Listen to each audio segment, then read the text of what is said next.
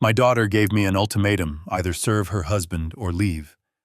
I smiled, took my suitcase, and quietly left. A week later, 55 missed calls lit up my phone screen. I sat in the plush leather armchair of my suite at the Ritz-Carlton, watching the rain streak against the glass. The city lights of Chicago blurred into a kaleidoscope of gold and obsidian below me. My phone buzzed again on the marble coffee table. It was Rachel. Again. I let it ring. I took a slow sip of my Pinot Noir, savoring the silence that cost me $1,000 a night, a price I could afford 1,000 times over. On the screen, a voicemail notification popped up. I pressed play, not out of concern, but out of curiosity. "Daddy, please pick up. The power company just cut the line. The food in the fridge is rotting. Brad is screaming at the neighbors again. We do not know how to fix the generator. You have to come back. We are sorry, okay? Just come back." Her voice cracked at the end. It was the sound of the woman who had spent her entire adult life believing she was the queen of the castle, only to realize she was just a tenant in a house built on my back. She said she thought I was a burden. She said I was taking up space. It took exactly 7 days for her to realize that the burden she kicked out was actually the pillar holding up the roof. Before I tell you how I brought my arrogant son-in-law to his knees and taught my ungrateful daughter the most expensive lesson of her life, let me know where you are watching from in the comments below. Hit like and subscribe if you have ever been underestimated by the people who should have respected you the most. To understand why I am sitting here drinking a vintage wine while my daughter sits in the dark, we have to go back to last Saturday, the day of the barbecue, the day the ultimatum was delivered. The heat in Naperville was suffocating that afternoon. The air was thick with humidity and the smell of burning charcoal. I was standing by the massive stainless steel grill in the backyard. Sweat dripping down my back, flipping $20 Wagyu burgers that Brad had insisted on buying. My knees were aching. At 70 years old, standing over an open flame for 3 hours was not exactly what my doctor recommended, but I did it. I did it because I wanted to be useful. I did it because I wanted to be near my grandson Leo. Brad was standing on the patio deck, holding a craft beer in one hand and gesturing wildly with the other. He was wearing a polo shirt that cost more than my first car, surrounded by a group of potential investors for his tech startup. Brad liked to call himself a visionary. I called him a professional hallucinations manufacturer. He had not made a profit in 3 years, yet he insisted on living like he had just rung the opening bell at the New York Stock Exchange. "Hey, Stan," Brad shouted, snapping his fingers in my direction without even looking at me. "We are out of ice. Run to the garage freezer and grab 2 more bags. Chop chop." The investors chuckled. One of them, a man with a fake tan and blindingly white teeth, glanced at me with pity. I wiped my hands on my stained apron. I was not Stan, the retired CFO of a logistics empire, to them.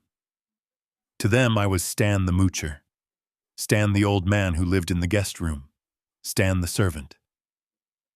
I walked past them, keeping my head down. I could hear Brad's voice booming behind me. "Do not mind him. That is just my father-in-law.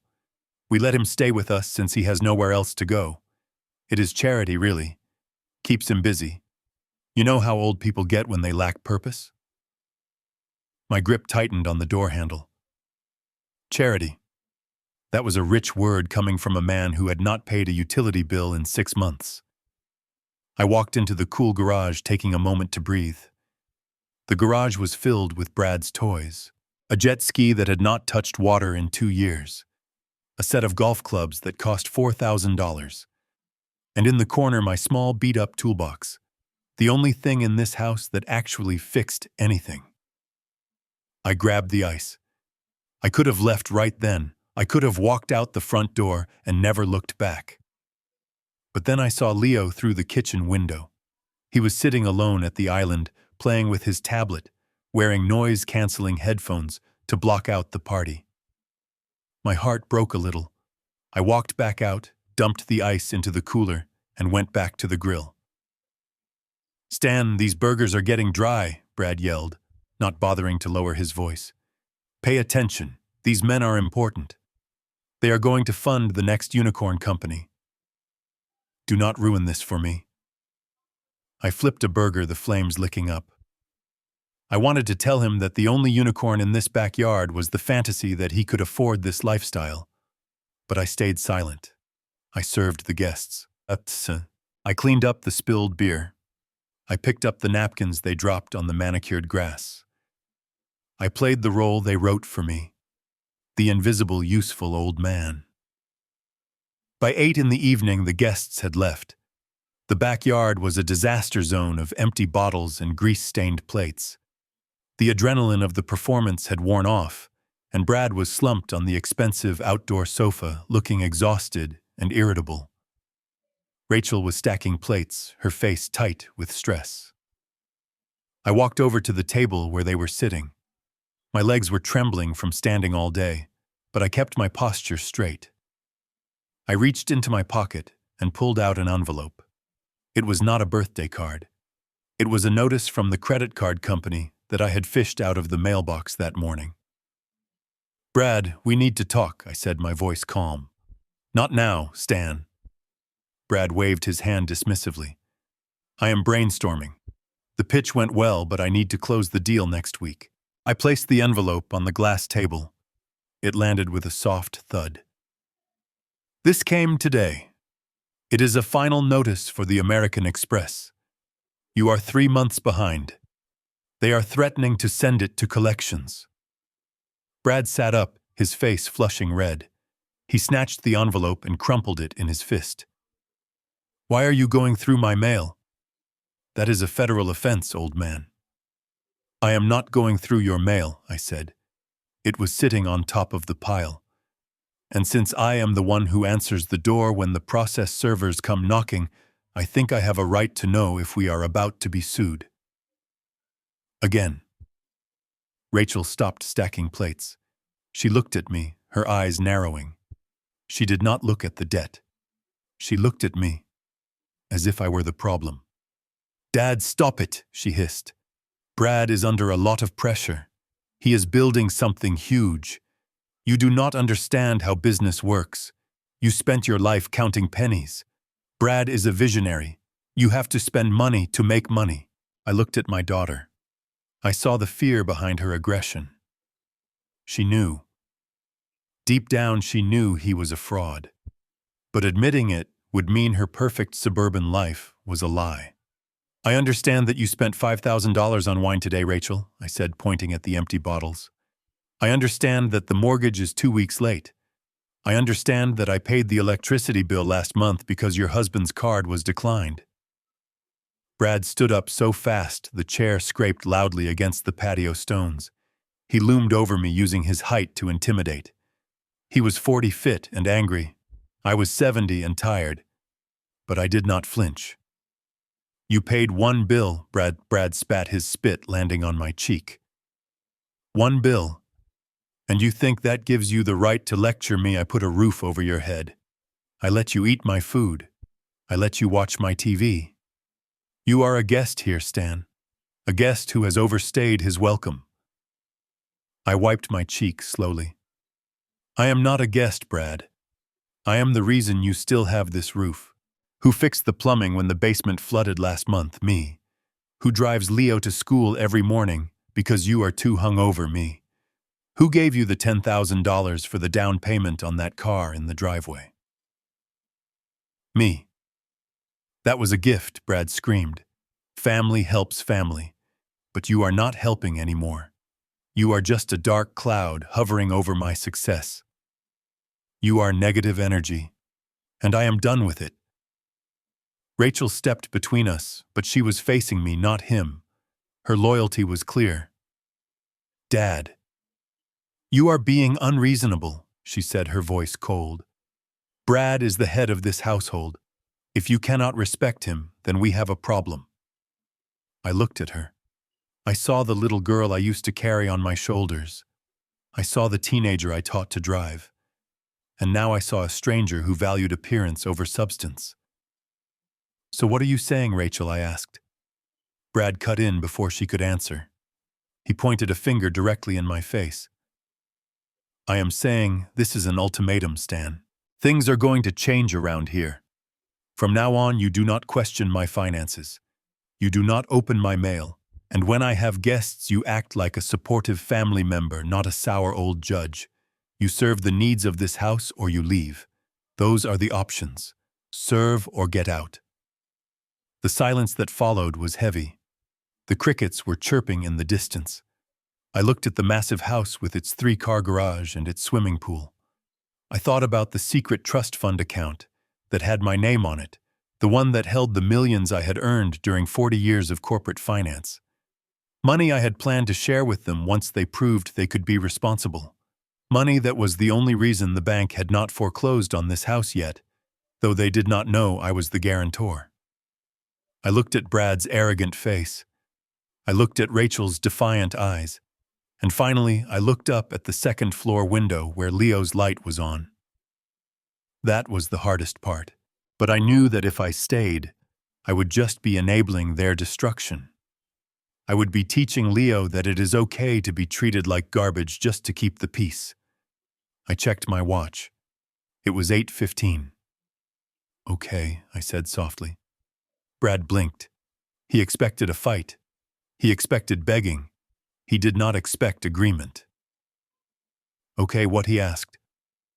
"Okay, I choose option 2, I said. I turned around and walked toward the sliding glass doors. "Wait, where are you going?" Rachel asked, her voice faltering slightly. "To my room," I said. I walked into the guest room on the first floor. It was small, cluttered with boxes because they used it as storage. My suitcase was already under the bed. I had packed it 3 days ago after Brad made a joke about putting me in a nursing home to free up space for a home gym. I knew this moment was coming. I just did not think it would happen over burgers. I pulled the suitcase out. I didn't need much.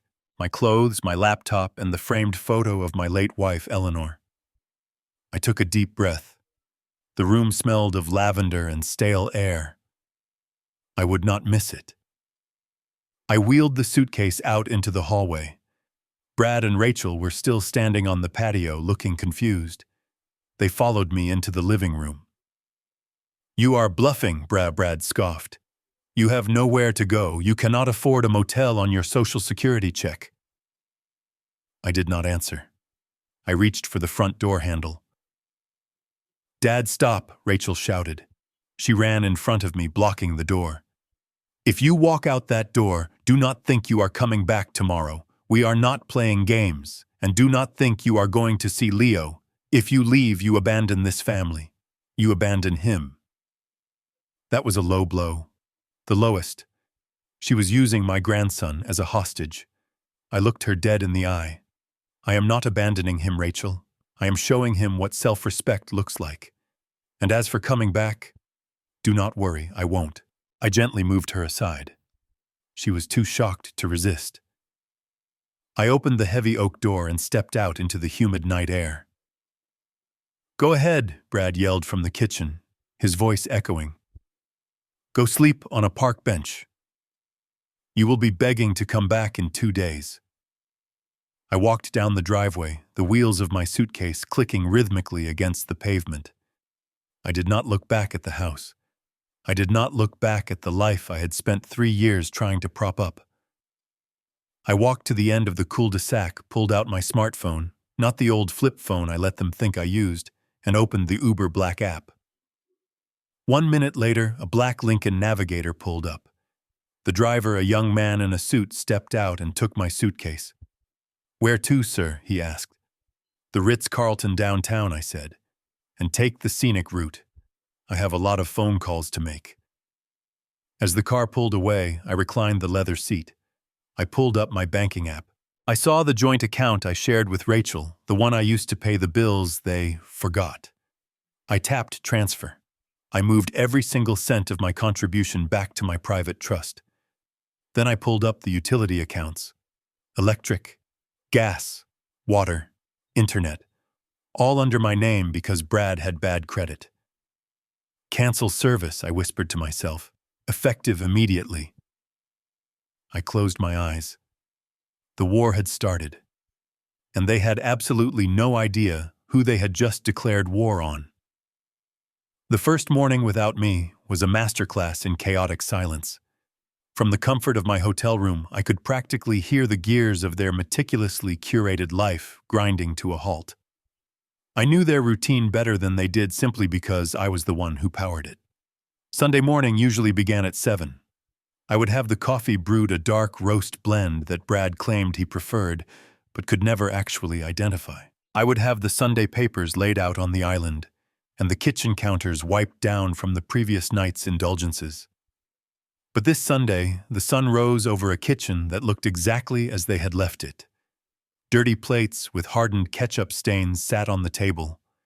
Empty beer bottles crowded the counter, like soldiers in a defeated army. Brad was the first to wake up. I imagine he walked into the kitchen scratching his stomach, expecting the aroma of fresh Arabica. Instead, he was greeted by the stale smell of old grease. He likely stood in front of the coffee machine, a complex Italian monstrosity he had bought to impress his friends, and realized he had absolutely no idea how to turn it on. I had read the manual. He had only read the price tag. I can picture the scene perfectly. He probably pressed a few buttons, grew frustrated when the machine did not immediately obey him, and then slammed his hand against the counter. Rachel would have come down shortly after stepping on a discarded napkin. "Where is the coffee?" Brad asked, his voice thick with sleep and irritation. "Ask your father," Rachel probably replied instinctively, looking toward the guest room door before remembering it was empty. They did not make coffee that morning. They went to Starbucks. I saw the transaction hit the joint account before I had finished transferring the funds out. $12 for 2 coffees. A small price to pay for freedom, but for them it was the first crack in the dam. Monday was when the real reality check hit. Monday mornings in that house were a military operation, and I was the general.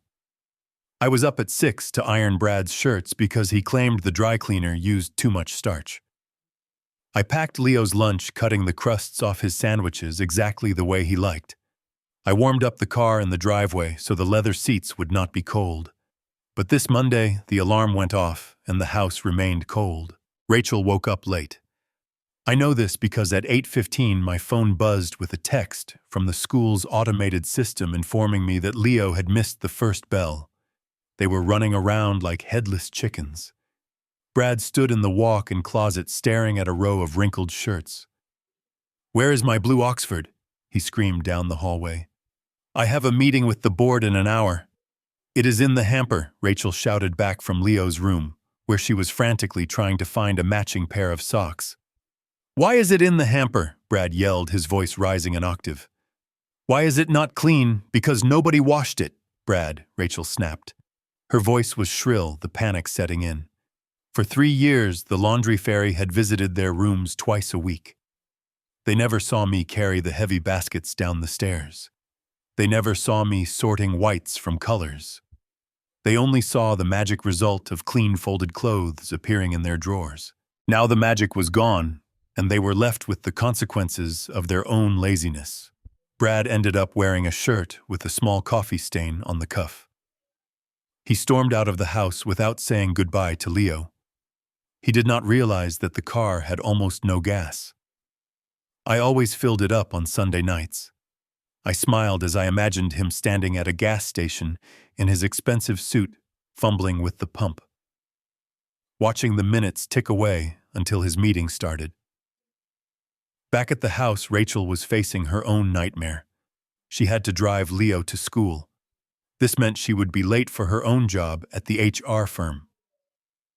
She dragged Leo out the door, his shoelaces untied, a granola bar shoved into his hand because there was no time for breakfast. "I hate this," Leo cried from the back seat. "Grandpa always makes me pancakes on Mondays."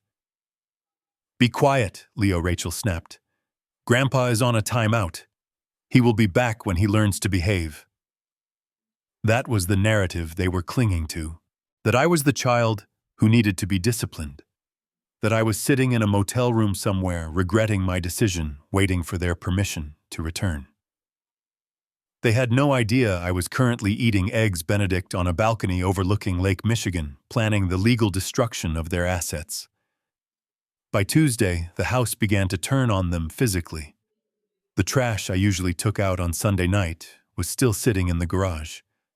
In the summer heat, it began to ferment. A sweet, rotting, sickly smell started to seep into the mudroom. Rachel came home from work exhausted and angry. Her boss had reprimanded her for being late 2 days in a row. She walked into the kitchen and saw a sink full of dishes that had been accumulating for 3 days. It is amazing how quickly a luxury home turns into a slum when the servants leave. She dropped her bag on the floor and looked at Brad, who was sitting on the couch staring at his phone. "Are you going to help?" she asked. "I worked all day," Brad said without looking up. "I am providing for this family. You are the woman. The house is your department." Rachel let out a laugh that sounded more like a bark. "My department? Since when Dad did all of this? Dad did everything. And you chased him away." "I did not chase him away," Brad countered, standing up. "I set boundaries. He was suffocating us. He was disrespectful. He was the only reason we had clean underwear," Rachel screamed, picking up a dirty plate and throwing it into the sink. It shattered, the sound echoing through the hollow house. The noise woke Leo up upstairs, but neither of them went to check on him. They were too busy tearing each other apart. They blamed each other for the mess, for the smell, for the inconvenience. Not once did they blame themselves. Not once did they say, maybe we should have appreciated him. That night they ordered pizza, again. The cardboard boxes were starting to stack up on the counter.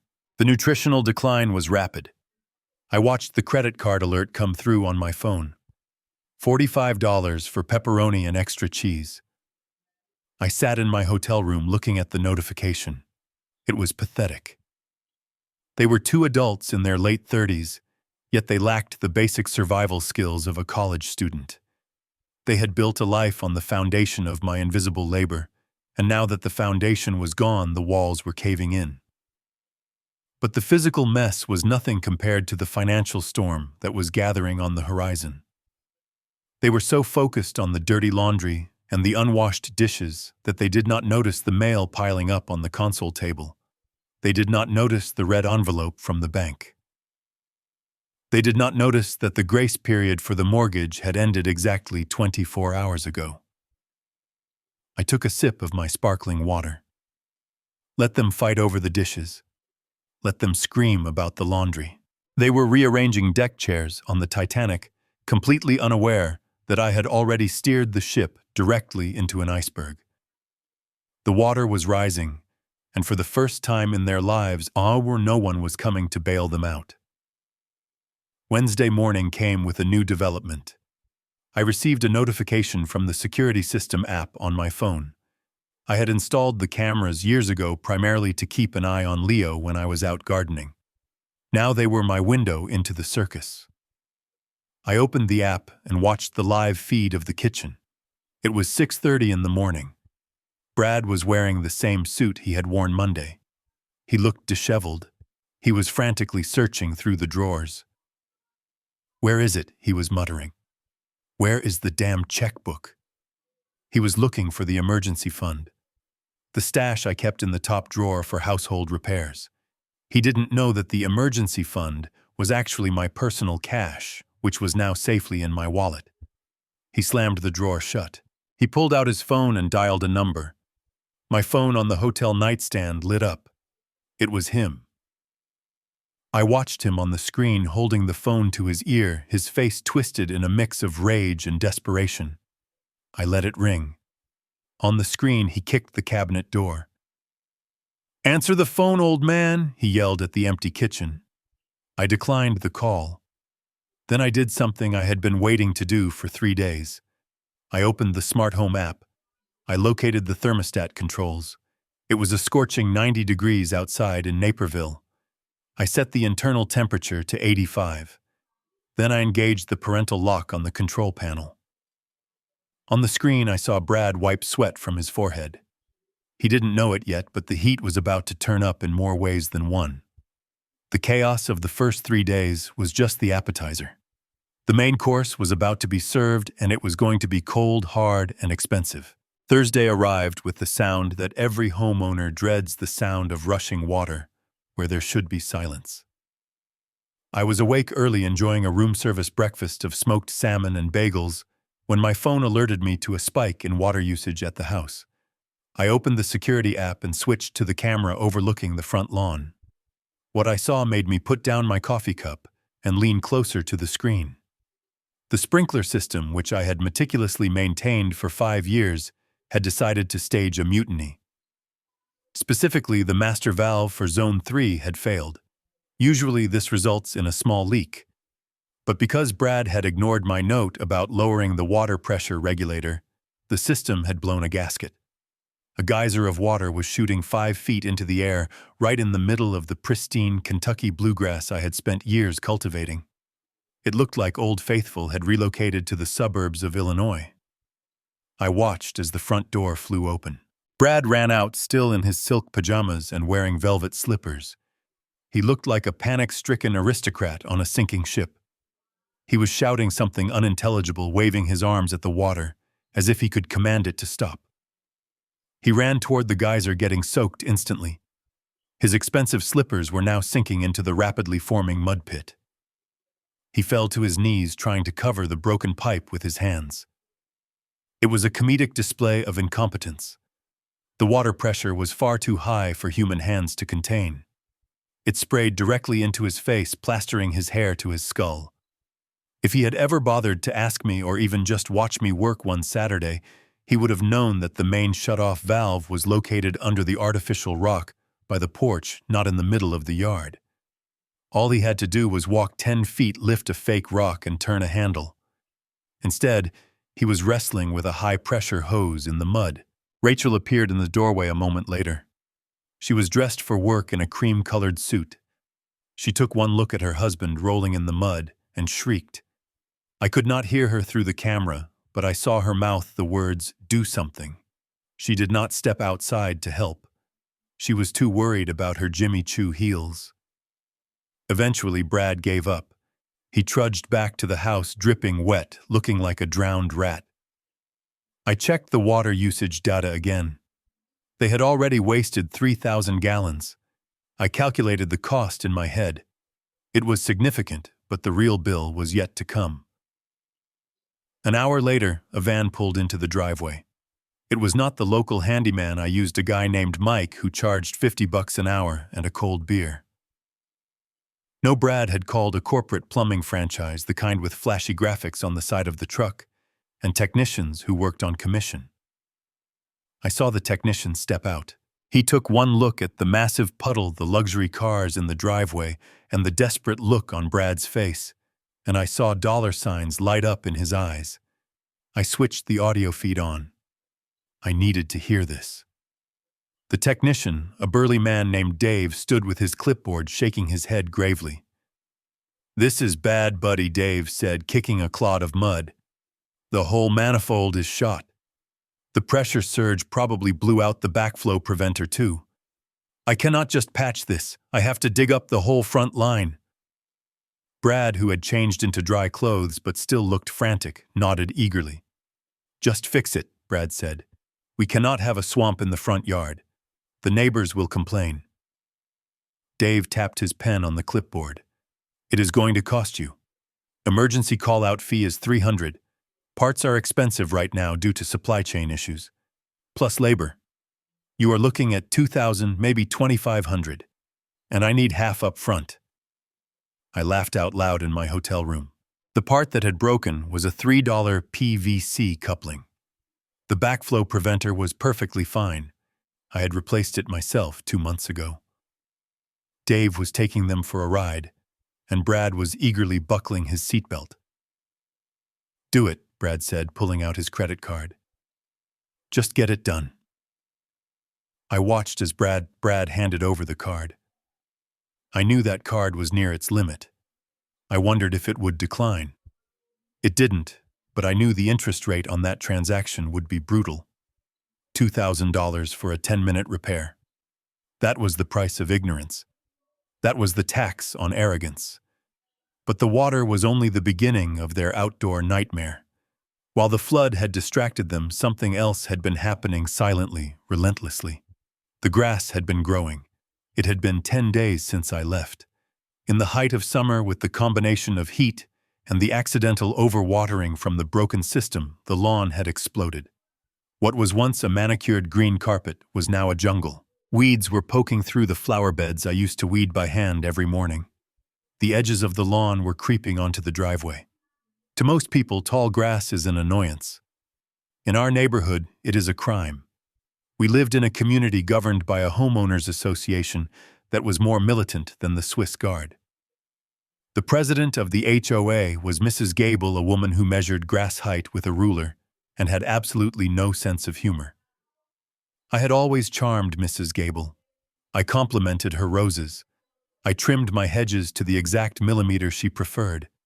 I was the buffer between her tyranny and my family's laziness. Now the buffer was gone. Around 2 in the afternoon, I saw Mrs. Gable marching up the driveway. She was wearing her signature visor and holding a clipboard. She stopped at the edge of the lawn, looking at the jungle with visible disgust. She took out a measuring tape. She frowned.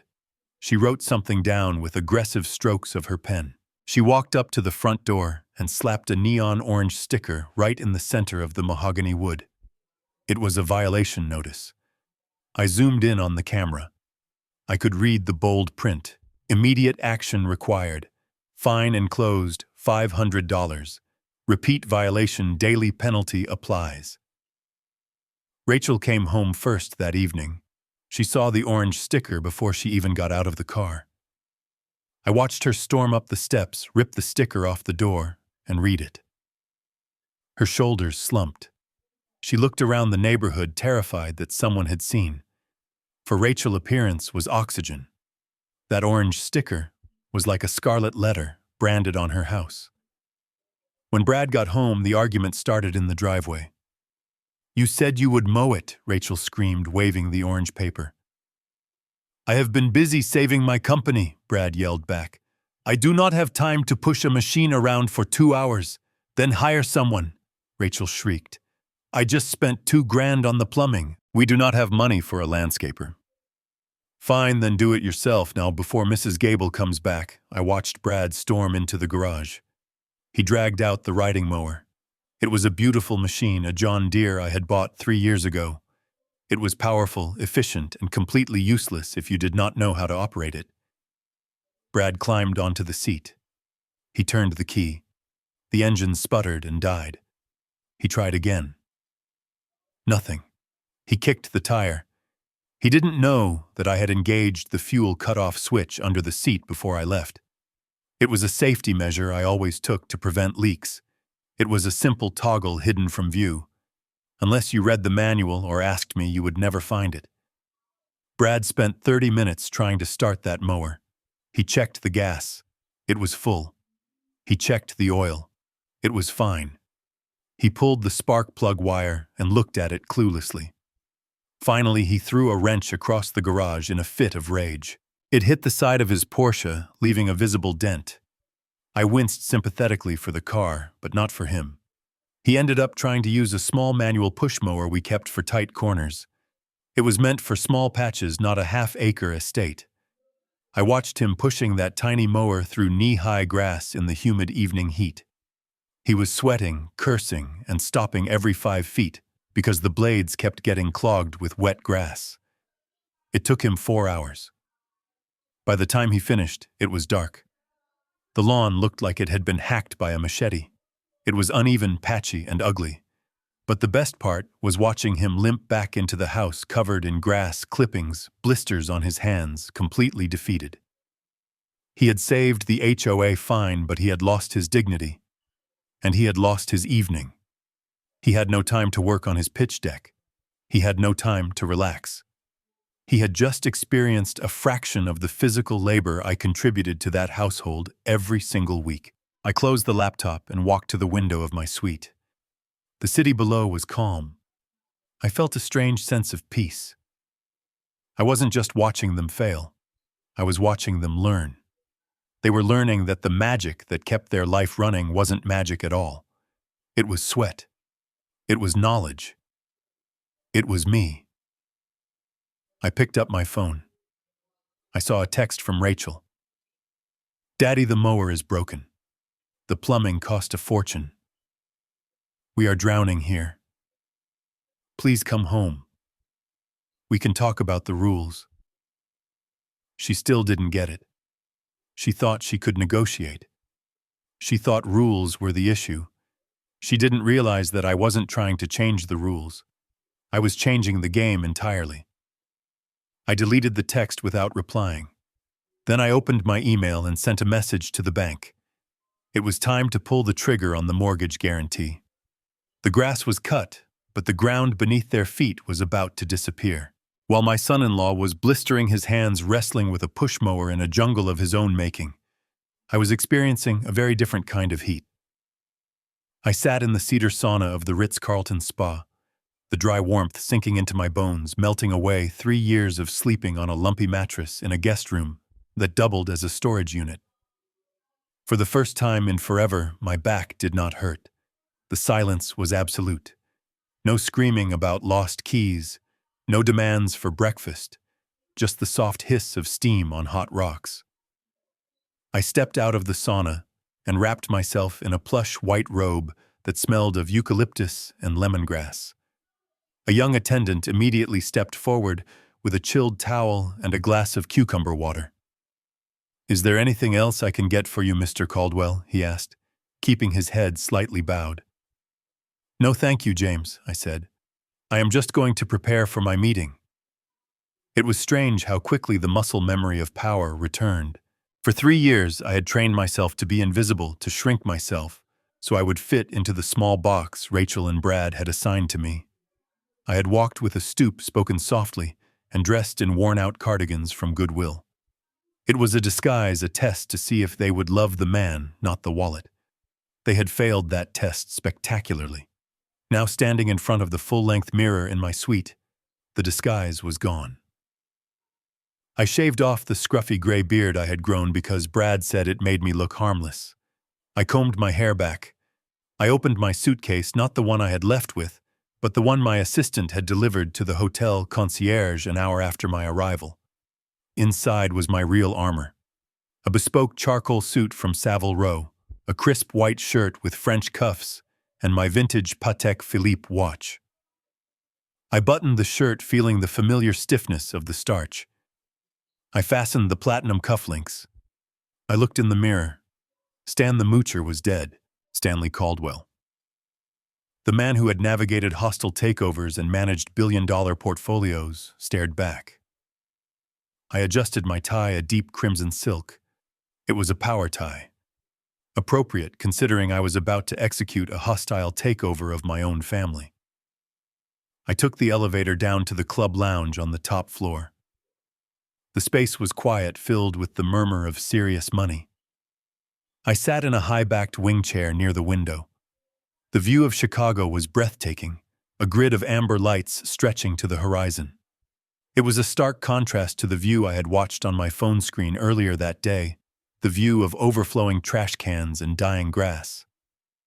A woman walked into the lounge, heads turned. She was 35, sharp as a diamond, wearing a tailored navy suit that screamed competence. She carried a leather briefcase that looked like it contained secrets that could topple governments. This was Monica Hall. 10 years ago, she was a brilliant but broke law student I had mentored and sponsored through Yale. Now she was the fiercest asset protection attorney in Illinois. She spotted me, and her professional mask melted into a genuine smile. She walked over, and instead of shaking my hand, she hugged me. "It is good to see you, Stan," she said, pulling back to look at me. "You look like yourself again." I hated that cardigan. I chuckled. "It served a purpose, Monica." "Sit down." "What are you drinking?" I ordered a bottle of Chateau Margaux 1996. The sommelier poured it with the reverence it deserved. We swirled the dark red liquid, letting it breathe. To freedom, Monica said, raising her glass. To clarity, I corrected her, clinking my glass against hers. She opened her briefcase and slid a thick file across the mahogany table. It was organized with color-coded tabs, just the way I taught her. I have executed everything as instructed, she began, her voice dropping to a confidential whisper. The revocation of the personal guarantee on Brad's mortgage was processed this morning. The bank was surprised, to say the least. Given Brad's credit score and the debt-to-income ratio, the loan has been flagged as high risk immediately. And the foreclosure timeline, I asked, taking a sip of the wine. It tasted like blackcurrants and victory. Faster than usual, Monica replied. Because the property is in a trust that you control as the primary lien holder, we can bypass the usual judicial delays. They will receive the notice of default within 48 hours. I nodded. Good. And the other matter, Monica pulled out a second document. This one was thinner, but far more dangerous. The investigation into Brad's company, she said. My forensic accountant went through the public filings and the data you provided from his home office trash. It is a Ponzi scheme, Stan, a sloppy one. He is using new investor money to pay off personal credit cards and lease luxury cars. He has listed you as a silent partner without your consent to gain credibility. I felt a cold flash of anger, but I pushed it down. Emotional decisions are bad business decisions. He forged my signature, I asked. On 3 separate loan applications, Monica confirmed. That is felony fraud. We have enough to put him away for 5 to 10 years. I looked out the window.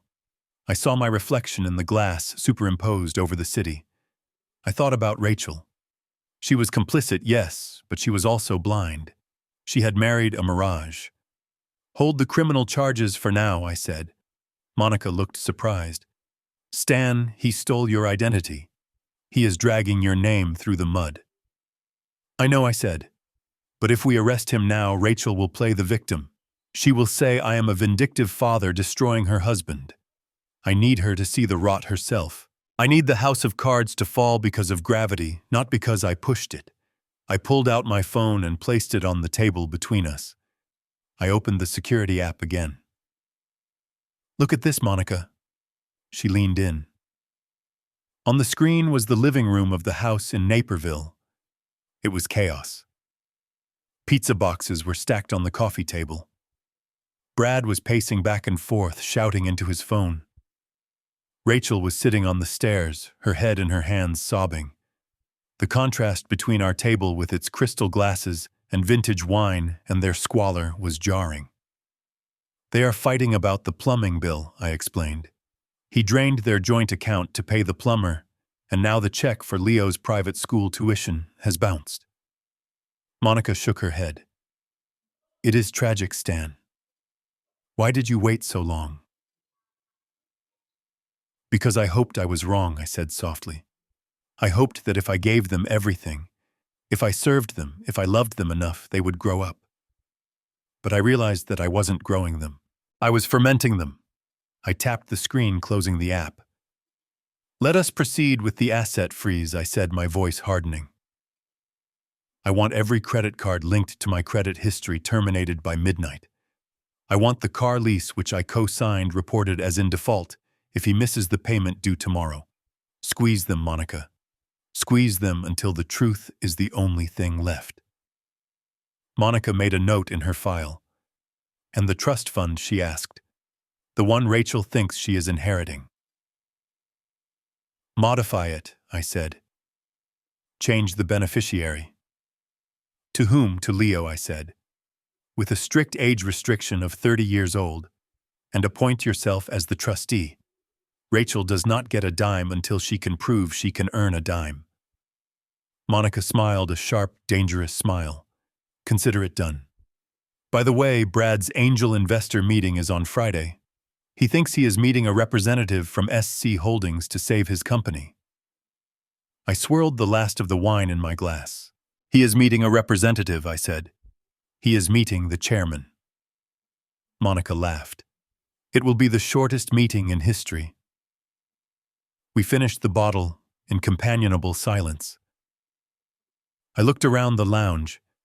I saw successful people, families enjoying dinner, partners discussing deals. I belonged here. I had earned this. I thought about the cold pizza Brad and Rachel were eating. I thought about the smell of the fermenting trash in their garage. For 3 years, I had cleaned up their messes. I had been the janitor of their lives. But a janitor cleans things to make them new again. What I was doing now wasn't cleaning. It was demolition. And as any developer knows, sometimes you have to tear the whole rotting structure down to the foundation before you can build something that will actually stand. I signed the check for the wine, adding a generous tip. "Ready to go?" Monica asked, gathering her files. I stood up, buttoning my jacket. "I am ready," I said. "Let us go introduce my son-in-law to the real world. I hear it can be a very cold place. Desperation has a distinct smell. In my experience as a financial executive, it smells like stale coffee, nervous sweat, and the burning ozone of a printer churning out documents at 3 in the morning. By Friday, the house in Naperville reeked of it. The lawns were cut but ugly, the plumbing was fixed but unpaid, and the walls were closing in. I sat in my suite watching the feed from the living room camera. It was 8 in the morning, but the curtains were drawn tight, blocking out the summer sun. Brad was pacing the length of the Persian rug I had bought them for their 5th anniversary. He looked like a caged animal. His hair was unwashed and he was wearing a wrinkled t-shirt. He was holding a letter from the leasing company. The notification of default on his Porsche. "This is illegal," Brad muttered, crumbling the paper in his fist. "He cannot just cut me off. He is a guarantor. He has a legal obligation." Rachel was sitting on the sofa, her knees pulled up to her chest. She looked smaller than I had ever seen her. The arrogance of the BBQ party was gone, replaced by a hollow, terrified look. "He is not answering my texts, Brad," she whispered. I called his old flip phone. It goes straight to voicemail. I called the neighbors. Nobody has seen him. What if something happened to him? Brad stopped pacing. He looked at Rachel and I saw a flicker in his eyes. It was not concern. It was calculation. It was the look of a shark that smells blood in the water. He walked over and sat next to her, his voice dropping to a low, manipulative register. "Rachel, think about it. Your father is 70 years old. He has been acting strange lately, hasn't he?" Rachel looked up, confused. "What do you mean?" "The mood swings," Brad said, gesturing vaguely. "The aggression. The way he snapped at me during the party. And then just walking out, leaving his family, leaving Leo. Does that sound like the Stan we know?" I narrowed my eyes at the screen. I knew exactly where he was going with this. "I do not know," Rachel said, her voice trembling. "He was angry about the money." No, Brad interrupted firmly. "It is not about the money. It is cognitive decline, Rachel. Early onset dementia. Paranoia. I have been reading about it. They start hoarding money. They turn against their loved ones. They become a danger to themselves." I felt a cold knot of fury in my stomach. He was not just stealing my money anymore. He was stealing my dignity. He was rewriting my history to fit his narrative of victimhood. Rachel shook her head weakly. "But he seemed fine last week. He fixed the sink." "That is how it starts." Brad pressed on, placing a hand on her shoulder. "Good days and bad days. But walking out into the night with a suitcase, that is a manic episode. And now he is missing. He is out there somewhere, confused, vulnerable, with access to bank accounts he does not understand anymore." He paused for effect, then delivered the killing blow. "If he is mentally incompetent, Rachel, any financial decision he made in the last week is invalid. The cancellation of the mortgage guarantee, the transfer of funds. It can all be reversed. But we need to act. We need to protect him. And we need to protect our future." Rachel was silent for a long moment. I watched her face. I wanted her to scream at him. I wanted her to say that her father was the sharpest man she knew. I wanted her to defend me. Instead, she wiped a tear from her cheek and nodded. "What do we do?" she asked. "We call the police," Brad said, standing up with renewed energy. "We file a missing persons report. We tell them he is vulnerable. We get a conservatorship, Rachel. It gives us legal power of attorney over his assets until he gets better. It is the only way to save the house." I leaned back in my chair, stunned by the absolute moral bankruptcy I was witnessing. They were going to weaponize the police force to enslave me. They were going to paint me as a senile old man to get their hands on the trust fund they thought I was hiding. 10 minutes later, 2 uniformed officers were standing in my living room. Brad and Rachel were putting on the performance of a lifetime. Rachel was weeping into a tissue, a perfect picture of the distraught daughter. Brad was playing the stoic, concerned head of the household. "He has been gone for almost a week, officer," Brad said, his voice laced with fake worry. "We thought he was just visiting a friend, but nobody has heard from him. He left his medication behind." That was a lie. I did not take any medication other than a multivitamin. "Is he known to wander?" the older officer asked, taking notes in a small pad. "Lately, yes," Rachel chimed in, her voice breaking. "He gets confused about where he is. He forgets names. Last week he thought the delivery man was his brother, who died 10 years ago." I gripped the edge of the table. That was a fabrication so vile it almost made me admire her creativity. She was using the memory of her dead uncle to sell me out. "And you mentioned he might be carrying large sums of money," the officer asked. "Yes," Brad said quickly. "He drained our joint account before he left. We are terrified someone will take advantage of him. He is not capable of managing that kind of money right now. He is like a child officer. We just want to bring him home and get him the care he needs. We are looking into a residential facility, but we need to find him first." The officer nodded sympathetically. These people are professionals at reading lies, but Brad and Rachel were not lying about their fear. They were terrified of losing their lifestyle, and that fear looked a lot like love to an outsider. "We will put out a silver alert," the officer said. "Stanley Caldwell, 70 years old. Do you have a recent photo?" Brad handed them a photo from last Christmas. It was a picture of me sleeping in the armchair with Leo, my mouth slightly open. It was the most unflattering, frail-looking photo they could find. They had chosen it on purpose. "We will check the local hospitals and shelters," the officer continued. "And we will ping his phone. If he is in the area, we will find him. If he is deemed a danger to himself, we can place him under a 72-hour psychiatric hold for evaluation." "Thank you, officer." Rachel sobbed. "Please, just bring my daddy home."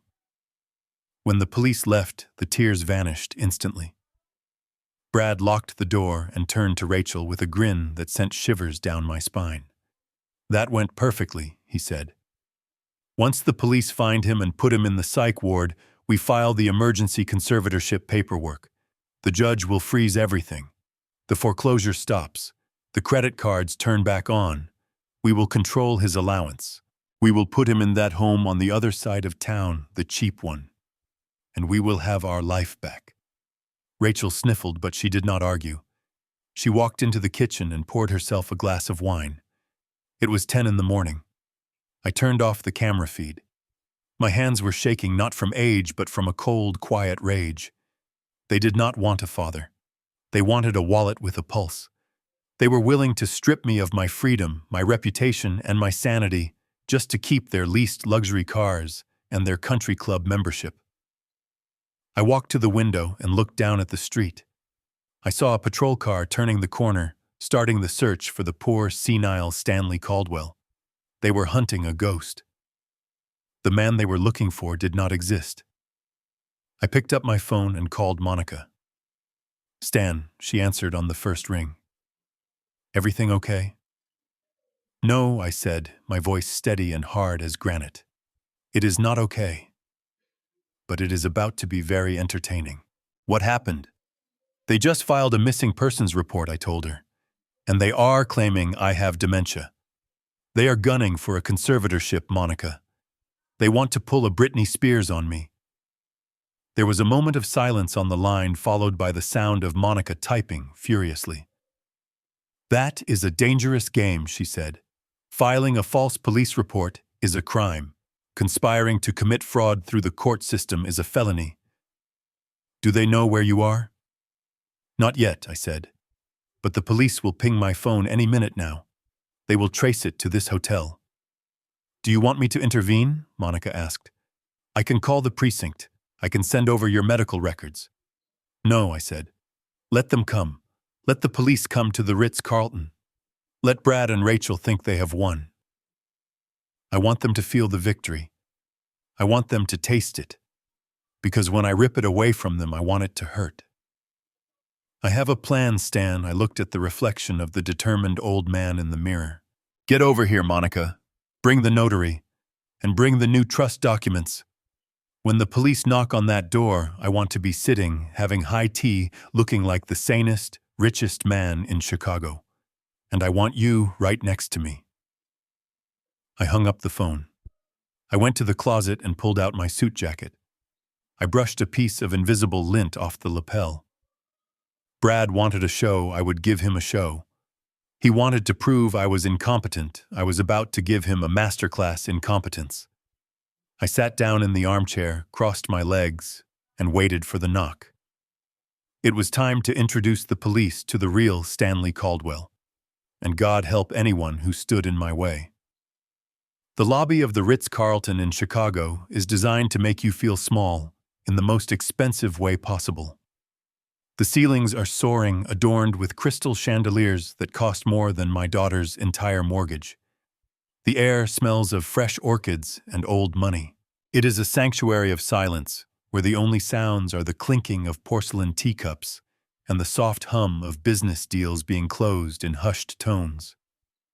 I was sitting at a corner table near the fireplace, a three-tiered stand of pastries and finger sandwiches between us. Monica sat across from me, looking like a predator disguised in a tailored Chanel suit.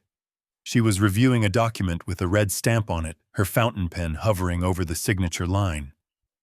"They are here," she said without looking up. I followed her gaze to the revolving brass doors at the entrance. Two uniformed police officers walked in first, their hands resting near their belts, their eyes scanning the room. Behind them came the performance. Brad and Rachel rushed into the lobby looking frantic. Rachel's mascara was smeared, a calculated touch to suggest she had been crying for hours. Brad was pointing at me, shouting something that shattered the peaceful atmosphere of the room. "There he is, thank God. Dad!" He ran toward me, ignoring the maitre d' who tried to intercept him. The police officers followed close behind, their expressions serious. The guests at the surrounding tables stopped eating. A hush fell over the room, but it wasn't the respectful silence of the Ritz. It was the tense silence of a spectacle. Brad reached my table first. He fell to his knees beside my chair, grabbing my arm with a grip that was meant to look affectionate but felt like a vice. "Dad, are you okay? We have been so worried. You just disappeared. You did not take your pills.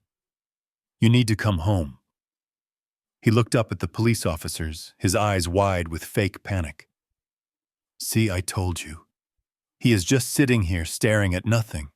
He probably thinks he is at a business meeting from 20 years ago. It is the dementia. He is totally dissociated." Rachel rushed to my other side, grabbing my hand. Her hands were cold and clammy. "Daddy, it is me, Rachel. Do you recognize me? We are going to take you home now. Everything is going to be fine." I looked at my daughter. I looked at the fear in her eyes. It wasn't fear for my safety. It was fear of the truth. She was trembling not because she was relieved to find me, but because she was terrified of what would happen if this gamble failed. I slowly placed my teacup back on the saucer. The china made a sharp, deliberate click. I pulled my arm out of Brad's grip and gently removed my hand from Rachel's. I sat up straighter, smoothing the lapel of my charcoal suit. "Officer," I asked, my voice projecting clearly and calmly across the silent lobby. "Is there a reason these two people are harassing me while I am trying to enjoy my Earl Grey?" The older officer, a sergeant with graying hair, stepped forward. He looked confused. He had been promised a senile, confused old man. Instead, he was looking at a man who looked like he owned the building. "Mr. Caldwell," the sergeant asked, "your family reported you missing. They stated that you are suffering from acute cognitive decline and may be a danger to yourself. We are here to ensure your safety and escort you to a medical facility for evaluation." Brad stood up, trying to block the officer's view of me. "He is masking, officer. It is a symptom. He acts lucid for short bursts, but he is not all there. Look at him. He is spending thousands of dollars on high tea while his family is starving. He does not know the value of money anymore. Please, we have the paperwork for the emergency hold right here." Brad reached into his jacket pocket and pulled out a folded court document. It was the petition for emergency conservatorship. "We just want to help him," Rachel sobbed. "Please, Daddy, don't make a scene. Just come with us." I looked at Rachel. "I am not making a scene, Rachel. You are. And I think you are going to regret it." I nodded to Monica. She stood up. The movement was smooth and sharp, like a switchblade opening. She stepped between Brad and the police officer, blocking Brad's path with her sheer presence. "Officers, my name is Monica Hall. I am Mr. Caldwell's legal counsel, and I advise you to take a step back before you participate in a felony abduction." The sergeant blinked. Counsel Brad laughed, a nervous, high-pitched sound. "She is nobody. She is just some ambulance chaser he probably found in the phone book. He does not have a lawyer. He does not even know what day it is." Monica ignored him. She opened her leather briefcase and pulled out a thick file. She handed the first document to the sergeant. "This is a notarized affidavit from Dr. Arthur Sterling, the chief of neurology at Northwestern Memorial Hospital. Mr. Caldwell underwent a comprehensive 4-hour cognitive evaluation at 9 o'clock this morning." The sergeant took the document and read it. His eyebrows shot up. "It says here, he scored a perfect 30 on the mental status exam," the sergeant muttered. "Conclusion, the patient exhibits superior cognitive function for his age. No signs of dementia, Alzheimer's, or confusion. Patient is fully competent to make financial and medical decisions." Monica handed him the second document. "And this," she continued, her voice slicing through the air, "is a toxicology report from an independent lab time-stamped 2 hours ago. It confirms that Mr. Caldwell is not under the influence of any medication, despite his son-in-law's claims that he forgot his pills. Mr. Caldwell does not take pills, officer, because he is healthy." Brad's face turned a pale shade of gray. He tried to grab the paper from the sergeant's hand. "That doctor is a quack. He probably paid him off. You cannot believe this. He is sick." Monica turned to Brad. Her eyes were cold enough to freeze hell over. "Careful, Mr. Miller. Accusing a medical professional of malpractice and fraud in front of law enforcement is another lawsuit waiting to happen. And you already have enough legal trouble as it is." Rachel stepped back, covering her mouth. She saw the trap snapping shut. "What legal trouble?" she whispered. Monica handed the third document to the sergeant. "Officer, this is a temporary restraining order granted by Judge Harrison this afternoon. It names Brad Miller and Rachel Miller as the respondents. It cites financial abuse harassment and filing false police reports to facilitate an illegal eviction of a protected senior citizen." The sergeant looked at the restraining order, then at Brad. His demeanor changed instantly. The sympathy was gone. He placed his hand on his holster, not aggressively, but defensively. He took a step away from Brad and toward me. "Mr. Miller, ma'am," the sergeant said, his voice dropping an octave. "You need to step away from Mr. Caldwell immediately. This order is active. You are in violation of the distance requirement." Brad looked around the room. The guests were staring. The staff were watching. The humiliation was total. But he was too desperate to stop. He pointed a shaking finger at me. "You cannot do this. You are my father-in-law. I am trying to save your life. You are letting this witch manipulate you." I stood up. I buttoned my jacket. I walked past Monica and stood toe-to-toe with Brad. I was an inch shorter than him, but in that moment I towered over him. "You are not trying to save my life, Brad. You are trying to steal it. You thought I was a feeble old man you could lock away in a home so you could keep playing CEO with my money. You thought I would just fade away." I leaned in closer so only he and Rachel could hear. "I heard what you told the police. You said I was confused. You said I forgot names. Well, let me tell you what I remember. I remember that you forged my signature on the lease for that Porsche outside. I remember that you used the college fund I set up for Leo to pay off your gambling debts in Vegas last year. I remember everything, and I have the bank records to prove it." Brad's mouth opened, but no sound came out. He looked at the police officer, then at Monica, then at the floor. Officer Monica said, closing her briefcase, "My client wishes to press charges for the false police report filed today. We also request that these two individuals be removed from the premises immediately, as they are disturbing the peace and violating a court order." The sergeant nodded. He turned to Brad and Rachel. "Folks, you need to leave. Now. If I have to tell you again, you will be leaving in the back of my car. And Mr. Miller, I suggest you get a lawyer. Filing a false missing person report to manipulate a civil dispute is a serious offense. We will be forwarding this report to the district attorney."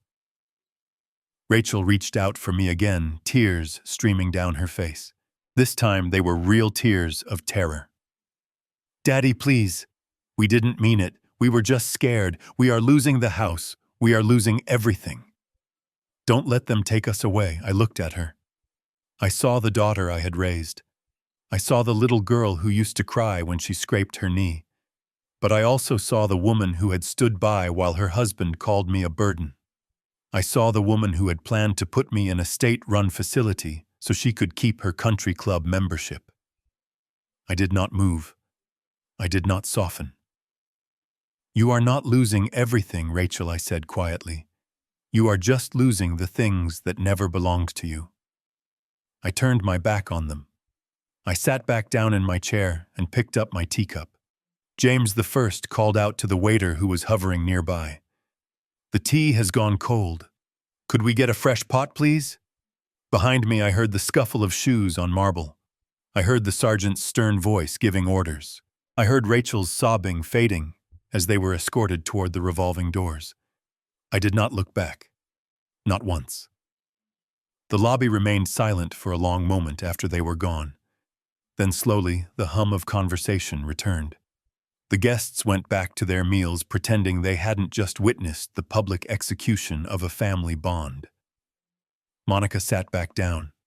She poured herself a glass of water. Her hand was steady. "That was brutal," she said.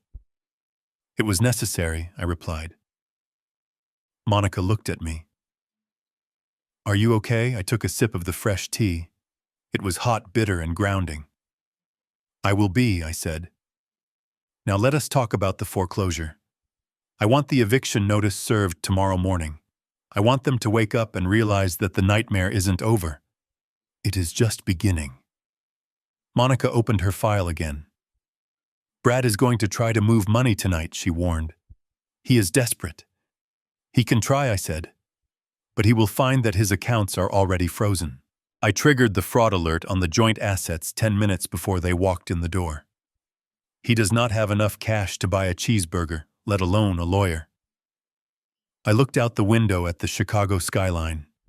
Somewhere out there in the traffic, my daughter and her husband were driving back to a dark house in a car they didn't own, to a life that was crumbling into dust. They had tried to checkmate me.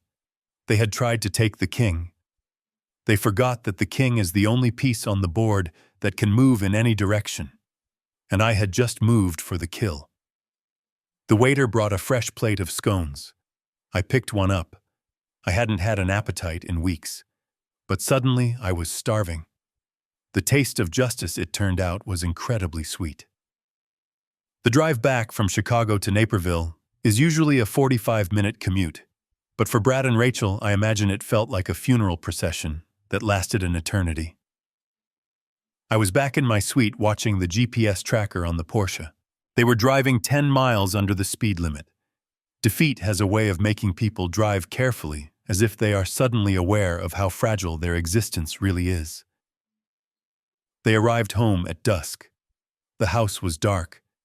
The electricity was still on thanks to the grace period I had not yet revoked, but the spirit of the home was gone. I switched to the hallway camera. They walked in without speaking. Rachel dropped her purse on the floor and kicked it aside. She did not even look at the mess in the kitchen. She walked straight to the console table where the mail had been piling up. There was a thick envelope sitting on top. It had the logo of First National Bank on it, and it was stamped with red letters that said "Urgent, hand delivered." Rachel picked it up. Her hands were trembling so hard the paper rattled. "Brad," she whispered. Brad was heading for the liquor cabinet looking for a bottle that I hadn't already poured down the sink before I left. He stopped. "What now?" he snapped. Rachel ripped the envelope open. She pulled out a stack of legal documents. I knew exactly what they were. I had drafted the instructions for the bank myself 2 days ago. "It is a notice of default," Rachel said, her voice barely audible. "And a notice of acceleration." Brad snatched the papers from her. He squinted at them in the dim light. "Acceleration. What does that mean?" "It means they are calling the loan, Brad," I said to the empty hotel room. "It means the party is over." I watched Brad read the highlighted paragraph. His face went from pale to a sickly shade of green. "This cannot be right," he stammered. "They want the full balance, $700,000. Within 30 days, keep reading," I urged him silently. "Read the part about the interest rate." "Wait," Brad said, flipping the page. "Why is the monthly payment listed as $12,000? It is supposed to be $4,000. Rachel snatched the paper back. She pointed to a clause at the bottom. Because the guarantor withdrew, she read, her voice cracking. "The preferential rate of 3% is null and void. The loan has reverted to the standard high-risk variable rate. It is 12%, Brad." 12%. Brad slumped against the wall. He slid down until he was sitting on the floor, surrounded by the dust bunnies that had accumulated in my absence. $12,000 a month," he muttered. That is impossible. We do not have 12,000. We do not even have 1,200. He looked up at Rachel. His eyes were wild, desperate. "Your dad did this. He planned this. He knew exactly what withdrawing that guarantee would do. He is trying to bleed us dry." Rachel looked at him with a mix of pity and disgust. "He is not trying, Brad. He is doing it. And he is winning. We have to sell the house. We have to list it tomorrow. Maybe we can get some equity out before the bank takes it." Brad scrambled to his feet. "No, we are not selling. If we list the house, the investors will see it. It is public record. Rachel, if SC Holdings sees that the CEO of the company is in foreclosure, the deal is dead. They want stability. They want success. I cannot look like a loser right now." He began pacing again, his shoes clicking frantically on the hardwood floor. "I just need to hold on until Friday," he said, talking more to himself than to her. "The meeting with SC Holdings is Friday. If I land that $2 million investment, I can pay off the mortgage entirely. I can buy your dad out. I can tell him to go to hell. I just need to survive until Friday." I took a sip of water. It was painful to watch. He was pinning his entire existence on a meeting with a company that I owned. He was banking on a savior who was actually his executioner. But the immediate problem was cash. To keep up the charade until Friday, he needed money. He needed to pay the lease on the Porsche so they would not tow it. He needed to pay the office rent for his startup so the landlord would not lock the doors. He needed a suit that did not have a coffee stain on it. He pulled out his phone. I saw him open his banking app. He stared at the screen, likely looking at a balance that was hovering near zero. "I need liquidity," he muttered. He tried to transfer money from a credit card. Declined. I had frozen those authorized user cards hours ago.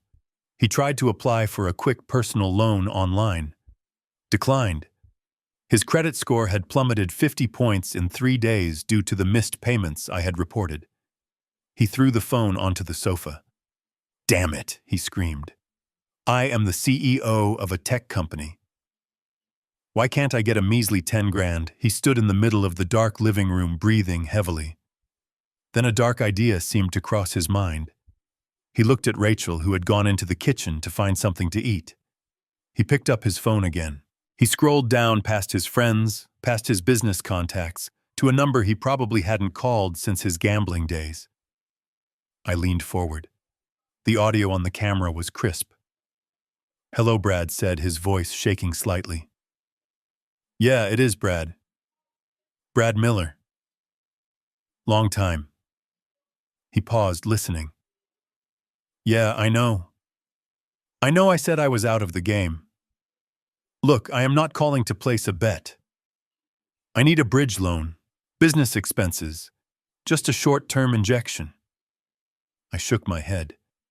He was calling a loan shark, a hard money lender, the kind of people who don't report to credit bureaus because their method of debt collection involves baseball bats, not letters.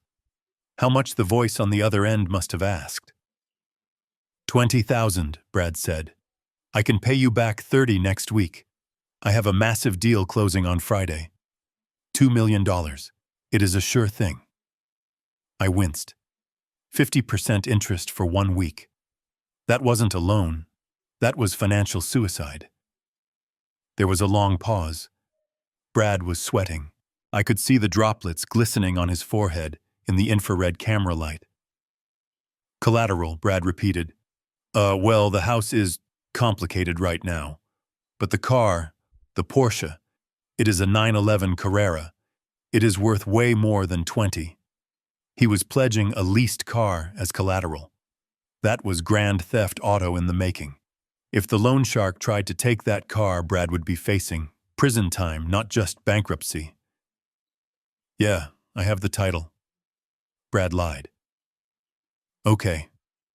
Tonight, behind the old warehouse district. Yeah, I will be there." He hung up. He looked sick, but he also looked relieved. He had found a lifeline, or so he thought. He didn't realize he had just grabbed an anchor. He walked into the kitchen. Rachel was eating a bowl of dry cereal because there was no milk. "I am going out," Brad said. "I have a meeting with a private investor." Rachel didn't even look up. At this point, she was too exhausted to care where he went. She was just trying to survive the hunger and the fear. I switched camera feeds. I watched Brad walk out to the garage. He got into the Porsche. The engine roared to life. He backed out, scraping the side mirror against the garage door frame because he was shaking so badly. He sped off into the night. I sat back in my chair. This was the financial punch. It wasn't just about taking his money. It was about forcing him to reveal his true character. When the pressure applied, a coal turns into a diamond. But Brad, he was turning into dust. He was willing to risk his family's safety, break the law, and lie to dangerous criminals just to maintain the illusion of being a big shot for 3 more days. I checked the time. It was 9 p.m. The meeting with the shark would take an hour. He would come back with cash in his pocket, feeling invincible again. He would use that money to buy a new suit, get a haircut, and maybe pay the minimum on the office rent. He would strut into that meeting on Friday, thinking he had pulled a rabbit out of the hat. He had no idea that I was the one who built the hat, and I was the one who had already skinned the rabbit. I picked up my phone and sent a text to Monica. "Add illegal predatory lending and potential vehicle title fraud to the file. He just borrowed 20 grand from a shadow lender. Monica replied instantly. Copy that. Does he know the foreclosure notice was served? He knows, I typed back. He thinks he can outrun it. He thinks the meeting on Friday is his salvation. Let him think that, Monica replied. The higher he climbs, the harder the fall. I closed the phone. I felt a pang of sadness for the house. I had built the deck with my own hands. I had planted the oak tree in the front yard when Leo was born. Now it was collateral damage in a war against ego. But it had to be done. A house is just wood and stone. Dignity is something you cannot buy at Home Depot.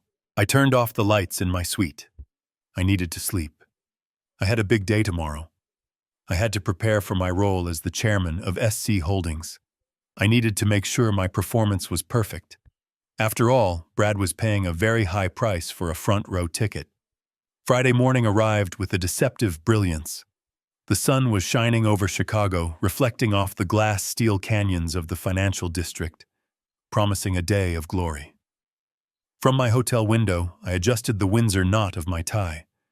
I was dressed for a board meeting, but in reality, I was dressed for a funeral. The funeral of my son-in-law's ego. Down in Naperville, the mood was manic. I checked the hallway cameras one last time before leaving. Brad was sprinting around the house like a man possessed by the demon of capitalism. The $20,000 he had borrowed from the loan shark the night before was burning a hole in his pocket, but instead of using it to pay the mortgage arrears or the electricity bill, he had done exactly what I expected him to do. He had spent it on a costume. He was wearing a brand new navy blue Italian suit that must have cost $3,000. His shoes were polished to a mirror shine. He had even gone to a barber at 7 in the morning for a hot towel shave. He looked like $1 million, which was ironic, considering his net worth was currently negative. He stood in front of the hallway mirror, adjusting his cuffs, practicing his winning smile. It was a terrifying sight. He was talking to himself, muttering buzzwords like synergy, scalability, and disruption. He was convincing himself that the lie he had been living for 3 years was about to become the truth. Rachel walked down the stairs. She looked like a ghost, haunting her own life. She was wearing a simple black dress, her face pale and drawn. She had not slept. She knew about the foreclosure notice. She knew about the empty bank accounts, but she did not know about the loan shark. She just saw her husband suddenly flush with cash and confidence, and it confused her.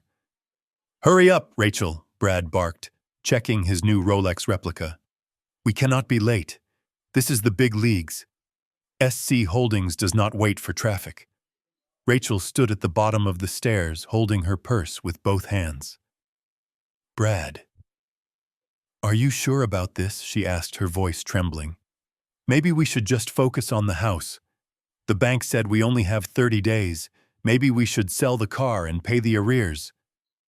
Brad laughed. It was a loud, brittle sound that bounced off the empty walls. "Sell the car. Are you crazy? The Porsche is part of the image, Rachel. You do not walk into a meeting asking for $2 million after getting out of a Honda Civic. Appearance is everything. And as for the house, forget about the bank. By 5 o'clock today, I will have a check that will make the bank manager choke on his coffee." He walked over to her and grabbed her shoulders. He thought he was being reassuring, but he looked wild. "I want you there, Rachel. I want you to sit in that room and watch me save us. I want you to see who the real man of this family is. Your dad ran away when things got tough. He abandoned us. But me, I am going to walk into the lion's den and come out with a crown. I want you to witness it so you never ever doubt me again." He was doing this for spite. He wasn't bringing her along for support. He was bringing her along as an audience. He wanted to humiliate me by proxy. He wanted to prove that he could succeed where he claimed I had failed. They got into the Porsche. I watched on the GPS tracker as they sped toward the city. Brad was driving aggressively, weaving through traffic, high on adrenaline and the false security of borrowed money. I left the hotel and took a private car to the SC Holdings headquarters. It was a skyscraper in the heart of the loop, a building that cast a long shadow over the city. I entered through the private executive garage, bypassing the lobby. I took the dedicated elevator to the 45th floor. My office was quiet. My executive assistant, Sarah, a woman who had been with me for 20 years and knew where all the bodies were buried, was waiting. She had the boardroom prepped. They are scheduled to arrive in 20 minutes. "Mr. Caldwell," she said, handing me a tablet. "Security has been alerted to let them up immediately. No waiting. We want them to feel important." "Thank you, Sarah," I said. "And the other board members, they are ready. They know the script." I walked into the boardroom. It was a cavernous space with floor-to-ceiling windows overlooking the lake. The table was a 20-foot slab of black marble. At the head of the table was my chair. I sat down, spinning it around, so I was facing the window looking out at the water. I would remain turned away when they entered. I wanted the reveal to be slow. I wanted them to feel the weight of the room before they saw the face of the executioner. Down in the lobby, Brad and Rachel were checking in. I watched the security feed on my tablet. Brad was strutting. He was rude to the receptionist, snapping his fingers to get her attention.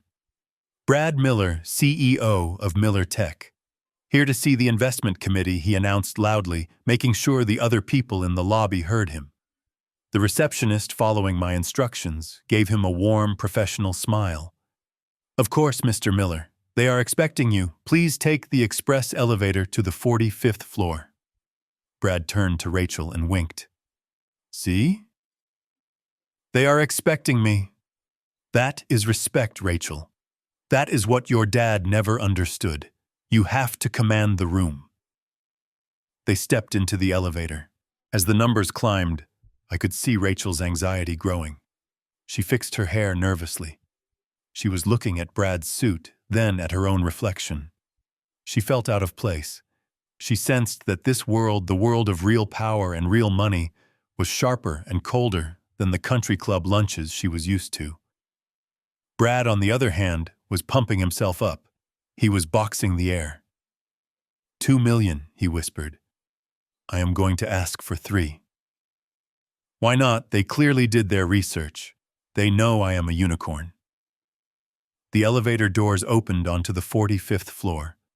The silence was absolute. The carpet was thick, muffling their footsteps. The walls were lined with modern art that cost more than Brad's entire company. Sarah met them at the reception desk. "Mr. Miller, Mrs. Miller," she said, her voice smooth as silk. "Welcome to SC Holdings. The board is waiting for you." She led them down the long corridor.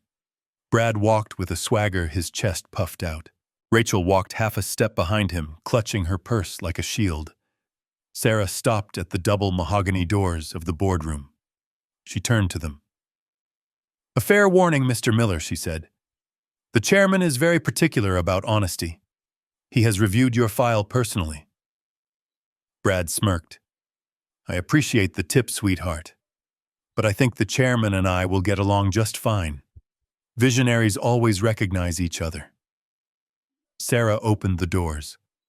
Brad strode in first. The room was impressive. The other board members, 3 of my most trusted associates, were seated along the sides of the table. They were silent, their faces unreadable. And at the far end of the table, silhouetted against the bright light of the window, was the chairman's chair with its back turned to them. Brad didn't let the silence stop him. He walked straight to the head of the table, placing his leather portfolio on the marble with a thud. "Good morning, gentlemen," and the mysterious chairman Brad boomed, his voice echoing in the large room. "I am Brad Miller, and I am here to give you the opportunity of a lifetime. You have seen the numbers. You have seen the projections. My company is not just a startup. It is a revolution." He paused, waiting for applause or a nod. None came. The board members just stared at him. Rachel stood by the door, refusing to sit. She was looking at the back of the chair at the end of the table. Something about the posture of the person sitting there seemed familiar to her. She squinted, her heart rate visibly increasing. Brad continued undeterred.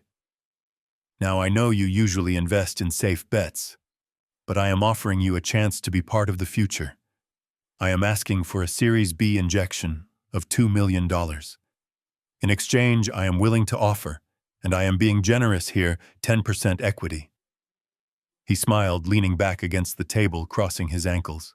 And before you ask about the current financials, let me assure you, the cash flow issues are temporary. Purely a timing mismatch. I have personally injected capital to bridge the gap because I believe in this mission so much. He was lying about the loan shark money. He was framing it as a personal investment. I saw Rachel take a step forward. She was staring at the hand resting on the armrest of the chairman's chair. It was wearing a Patek Philippe watch, a watch she had seen 1,000 times on a wrist that used to push her on the swings. "Brad," she whispered, her voice barely a breath. "Brad, stop." Brad ignored her. "So, Mr. Chairman," Brad said, directing his voice at my chair, "are we going to do business? Or are you going to let the next big unicorn walk out that door?" I slowly rotated the chair. The leather creaked softly in the silence. I turned until I was facing them directly. I was not smiling. My face was as cold as the marble table. I locked eyes with Brad, whose smug grin froze on his face like a mask that had suddenly lost its elasticity. "Hello, Brad," I said. The silence that followed was heavy enough to crush bones. Brad blinked. He looked at me, then looked around the room as if expecting a hidden camera crew to jump out. "Stan," he stammered. What are you doing here? How did you get in?" He turned to the other board members, laughing nervously. "I am so sorry. This is my father-in-law. He has dementia. He must have wandered in here. I told the security downstairs to keep an eye on him." He looked back at me, his face turning red with anger. "Stan, get out of that chair. Are you crazy? You are ruining my meeting. Get up before I call security and have you dragged out." I did not move. I simply tapped a finger on the file in front of me. "I am security, Brad," I said calmly. "And I am the board. And SC Holdings." I pointed to the initials embroidered on the leather portfolio in front of me. SC, Stanley, Caldwell. Rachel let out a sound that was half gasp, half sob. She collapsed into the nearest chair, covering her mouth with her hand. She understood. In that split second, the entire puzzle clicked into place. The money, the connections, the confidence, the trust fund. But Brad was too deep in his delusion to accept reality. "No," he said, shaking his head violently. "No. You are a retired logistics manager. You fixed my sink last week. You mow my lawn. You are broke. You are nobody." I opened the file. "I am the nobody who owns the mortgage you defaulted on," I said. "I am the nobody who owns the banknotes on your car. And as of this morning, I am the majority shareholder of the shell company you call a startup, thanks to the debt conversion clause you signed without reading in your Series A round." I stood up. "Sit down, Brad. We have a lot to discuss. And this time, nobody is going to serve you burgers. You would think that seeing your father-in-law sitting in the chair of the most powerful man in the room would be enough to silence anyone. But Brad was not just anyone. He was a man drowning in his own delusions, and when you are drowning, you thrash. He stood there, his chest heaving, his face a mask of disbelief and fury. He looked at the other board members, hoping for an ally, hoping someone would tell him this was a joke. But the three men sitting to my left and right remained statuesque, their eyes fixed on him with the dispassionate curiosity of scientists observing a lab rat. "This is ridiculous," Brad stammered, his voice pitching high. "Stan, get out of that chair. You are embarrassing Rachel. You are embarrassing yourself. You do not belong here." I did not raise my voice. I did not need to. In a room like this, the person who speaks the softest holds the most power. "Sit down, Brad," I said again. "I am not sitting down," Brad yelled, slamming his hand on the table. "I am the CEO of Miller Tech. I came here to meet with the chairman of SC Holdings, not my senile father-in-law, who plays pretend. Where is the real chairman? I slowly reached into the inside pocket of my jacket. Brad flinched as if he thought I was pulling out a weapon. In a way, I was. I pulled out a heavy gold embossed business card. I slid it across the black marble table. It spun perfectly, stopping right in front of his shaking hands. "Read it," I said. Brad looked down. I saw his eyes scan the text. Stanley Caldwell, founder and chairman, SC Holdings. He picked it up, turning it over as if looking for the trick. "This is fake," he whispered. "You printed this at home. You mowed my lawn last week. You fixed a leaky pipe. Chairmen do not fix pipes." I leaned forward, clasping my hands on the table. "That is where you are wrong, Brad. Successful men fix things that are broken. Unsuccessful men just break things and blame others. And right now we are going to talk about what you have broken." I opened the thick leather binder in front of me. The sound of the heavy paper turning was the only noise in the room. "Please take a seat," I said, my voice hardening. "Unless you prefer to hear the list of your felonies while standing up. It might be easier to faint if you are already seated." Brad sank into the chair opposite me. He looked small. The swagger was gone. Rachel was still sitting by the door, her face buried in her hands, but she was listening. I wanted her to hear every word. "Let us look at your pitch," I began, running my finger down the page. "You claim Miller Tech has a user retention rate of 80%. You claim your proprietary AI algorithm is fully operational. You claim you need $2 million for scaling and marketing." I looked up. "However, my due diligence team found something different. Your user retention is actually 12%. Most of your traffic comes from bots you paid for in the Philippines. And your AI algorithm, it is just a basic decision tree script that any first-year computer science student could write in a weekend. It is vaporware, Brad. It does not exist." Brad wiped sweat from his forehead. That is intellectual property," he stammered. "The code is in beta. You do not understand the tech." "I understand fraud," I corrected him. "And lying to investors about the functionality of your product is fraud. But that is not even the interesting part. The interesting part is where the money went." I turned the page. "You raised $500,000 in your seed round from friends and family. My friends, my family, people I introduced you to. You told them the money was for server costs and developer salaries." I pulled out a spreadsheet with highlighted rows. "Let us see where it actually went." Item 1. A lease payment for a Porsche 911 Carrera, $2,000 a month. Item 2. A membership initiation fee at the Naperville Country Club, $50,000. Item 3. Multiple charges at high-end steakhouses and nightclubs in Chicago, averaging $4,000 a week. I looked at him over the rim of my reading glasses. "Tell me, Brad, how does buying a $300 bottle of vodka at a nightclub help develop your software?" Brad was pale. He tried to speak, but his throat was dry. "Networking," he croaked. "I have to meet clients. I have to build the brand image. Building an image on stolen money isn't networking, Brad. It is embezzlement. But even that I could almost understand. Greed is a common sin. But the next item, this one is personal." I turned to the next page. This was the page I had hesitated to include, not for his sake, but for Rachel's. But a surgeon cannot leave part of the tumor behind. Rachel. I said, not looking at her, but keeping my eyes on Brad. "I need you to listen to this part very carefully." Rachel looked up. Her eyes were red swollen. She looked at Brad, then at me. "Under the category of consulting fees," I continued, my voice dropping to a dangerously low volume, "there are monthly payments of $5,000 going to an LLC called Tiff Fit Enterprises." Brad froze.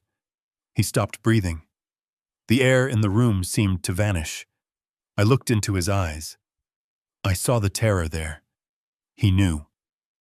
I had my team look into Tiff Fit Enterprises, I said.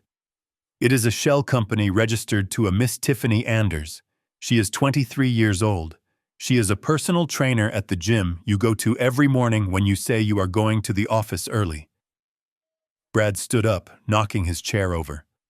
"Stop," he shouted. "That is enough. We are leaving. Rachel, get up. He is lying.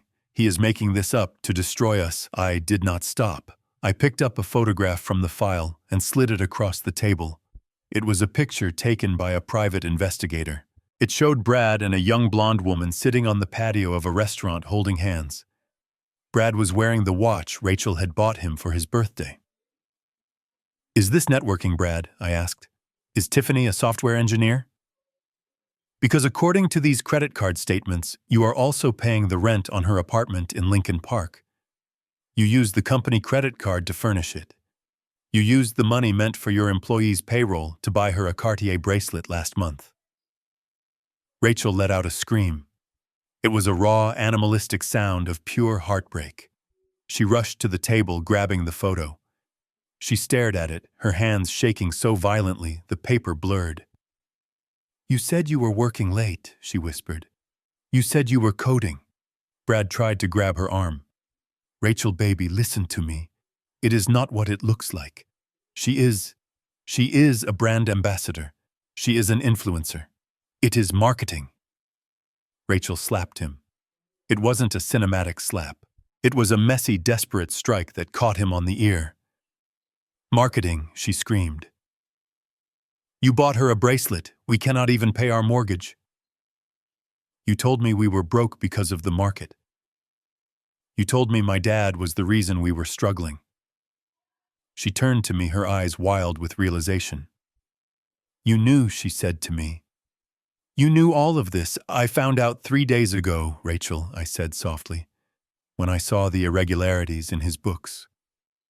I wanted to tell you. But I knew you wouldn't believe me unless you saw the receipts, unless you saw the man you defended against your own father for who he really is." Brad was cornered. He looked from Rachel to me, his face twisting into a sneer. The mask of the successful CEO fell away completely, revealing the petty, vicious con artist beneath. "So what?" he spat, adjusting his jacket.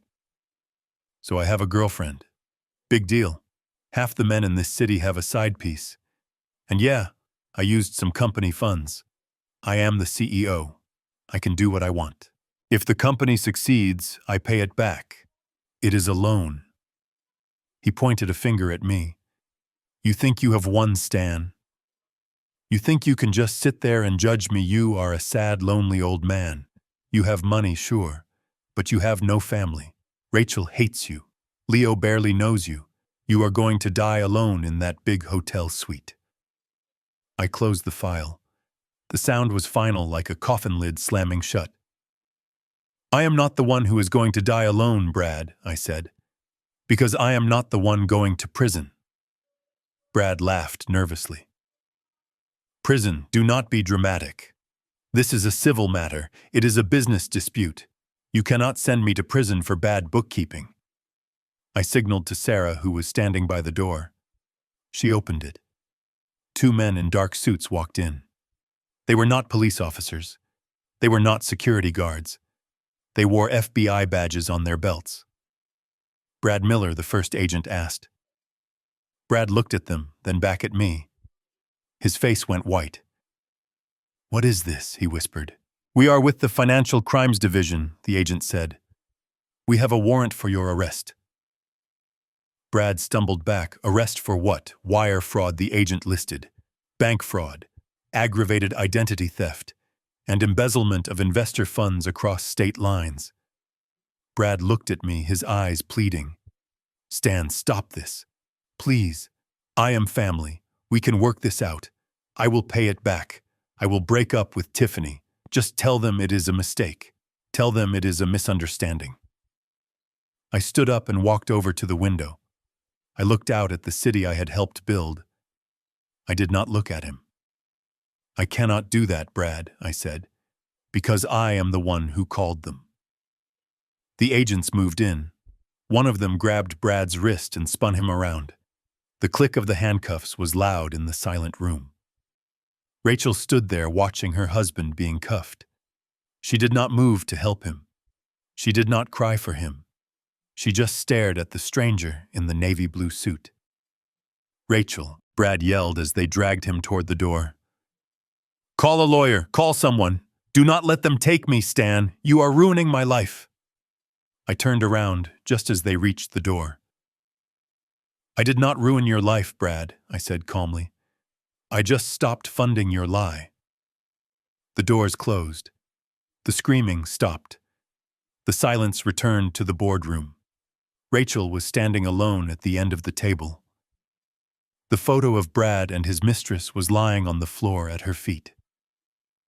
She looked at me. She looked at the empty chair where her husband had sat. She looked at the expensive view, and then she slowly sank to her knees and began to sob. Not the angry, defensive sobbing of before. This was the sobbing of a woman whose entire world had just been exposed as a cheap, hollow fraud. I did not go to her immediately. I let her cry. I let the reality wash over her. Sometimes the only way to heal a bone that has healed wrong is to break it again. And today I had broken everything, but it was the only way to save her from the rot. I sat back down in my chair. I picked up my pen. I had work to do. There were assets to liquidate, a company to dissolve, and a grandson's future to secure. The angel investor had arrived, and his judgment was final. The silence that followed the agent's departure was heavy enough to crush bones. Rachel stood frozen at the end of the long marble table, staring at the empty chair where her husband had sat just moments before. The photo of Brad and his mistress lay on the floor like a piece of trash, face up, smiling mockingly at her. Slowly, the reality of her situation began to sink in. I watched her posture crumble.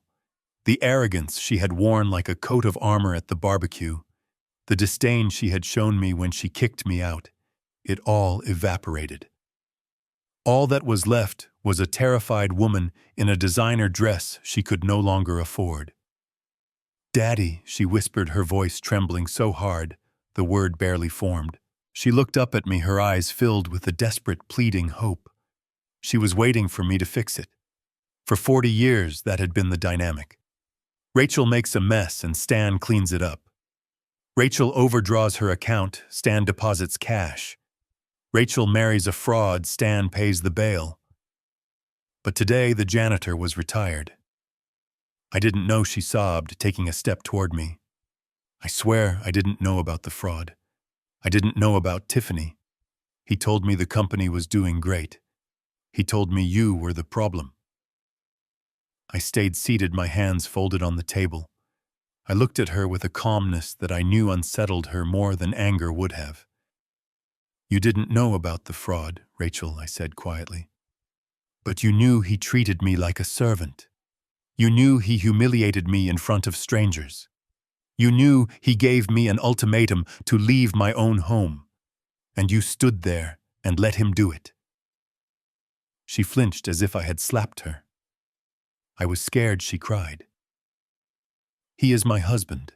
I was trying to be a good wife. You were trying to be a rich wife, I corrected her. You chose the illusion of wealth over the reality of family. You chose a man who promised you a Porsche over a father who gave you a home. And now you have lost both. Rachel fell to her knees. It wasn't theatrical. Her legs simply gave out. She buried her face in her hands, her shoulders shaking with violent sobs. What am I going to do? She wailed. The house. The bank is taking the house. They are going to kick us out. Where am I going to live? I stood up and walked over to the window. I looked down at the city, at the thousands of people working honest jobs, living in honest apartments. The foreclosure notice gives you 30 days, I said, keeping my back to her. But since the primary borrower is now in federal custody, the bank might expedite the process to secure the asset. I suggest you start packing tonight. Rachel looked up, horror written all over her tear-streaked face. Packing, but can't you stop it? You are the chairman. You own the debt. You can just forgive it. Please, Daddy. For Leo. Don't make us homeless. I turned around. This was the hardest part, but it was also the most necessary. I am doing this for Leo, I said sternly. I am ensuring that the toxic environment you and Brad created is dismantled. As for you, Rachel, you are 38 years old. You have a college degree that I paid for. You are healthy. I walked over to the table and picked up my briefcase. I am not making you homeless. I am making you independent. For the first time in your life, you are going to have to survive on your own merit. You are going to have to get a job. You are going to have to pay rent. You are going to have to learn the value of $1 because you no longer have access to mine. I walked toward the door. Rachel scrambled to her feet, reaching out to grab my sleeve. Daddy, please don't leave me here. I have no money. He took everything. I gently removed her hand from my arm. He didn't take everything, Rachel. He took your pride. And frankly, that is the best thing that could have happened to you. I opened the door. Sarah was waiting outside with a sympathetic but firm expression. Sarah will validate your parking, I said. I suggest you go home and start looking through the classified ads. I hear Walmart is hiring. I walked down the hallway, leaving my daughter weeping in the boardroom of the empire she thought she was too good for. I did not feel guilt. I felt the heavy, somber satisfaction of a surgeon who has just amputated a gangrenous limb to save the patient's life. She would hate me today. She might hate me for a year. But one day, when she earned her first paycheck and paid for her own apartment, she would understand. Today was not the end of her life. It was the painful, brutal beginning of her adulthood. The metallic click of the handcuffs echoed off the floor to ceiling glass windows, a cold, mechanical sound that signaled the end of the Miller dynasty. It was the sound of consequences finally catching up to arrogance. Brad, who just 10 minutes ago had been boasting about being a visionary, was now reduced to a whimpering mess. The federal agents did not care about his Italian suit or his perfectly styled hair. They pulled his arms behind his back with the practiced efficiency of men who deal with white-collar criminals every day. You cannot do this. Brad sputtered, his face pressed against the cold marble table where he had hoped to sign a $1 million deal. I am a CEO, I have rights. Stan, tell them who I am. I stood silently by the window watching the scene unfold with the detachment of a juror who has already signed the verdict. I did not tell them who he was because they already knew. They knew he was a fraud, a thief, and a liar. And now he knew that I knew. As the agents hauled Brad to his feet, he looked at me one last time. His eyes were wide with terror, pleading for a lifeline I had cut days ago. Stan, please. We are family. You cannot let them take me to federal prison, so I will die in there. I said nothing. I simply adjusted my cufflinks. They dragged him toward the heavy double doors. His shoes, the ones he had polished so carefully this morning, squeaked against the floor as he tried to resist. When the doors finally closed behind him, the silence that rushed back into the room was deafening. That was when Rachel moved. She had been standing like a statue watching her husband being treated like a common criminal. Now the reality hit her. She was alone. The husband she had bet everything on was gone. The money was gone. The house was gone. And the only person left in the room was the father she had thrown away. She made a sound that was half sob, half gasp, and then she did something I never thought I would see my proud, status-obsessed daughter do. She collapsed. She dropped to her knees on the expensive carpet, disregarding her designer dress, disregarding her dignity. She crawled toward me, her hands reaching out to grasp the hem of my trousers.